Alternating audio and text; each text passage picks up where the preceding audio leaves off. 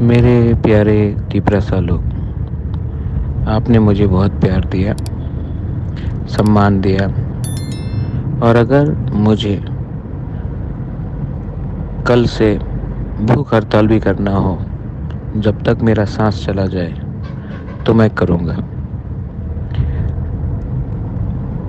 आपको धोखा नहीं दे सकता, और जितना भी बीमार हूँ मुझे कोई परवाह नहीं, फास्ट अनटू डेथ कर लूँगा। लेकिन गवर्नमेंट ऑफ इंडिया को हमारा बात मानना पड़ेगा, हमसे बात करना पड़ेगा। मैं वेट कर रहा हूँ, और अगर कल तक नहीं हुआ तो आपका वो बागरा फास्ट अनटू डेथ कर लेगा, लेकिन अपने तीपरासा को कुछ देगा। ये मैं आपको मैसेज देना चाहता हूँ। जिसको सुनना है सुन लो।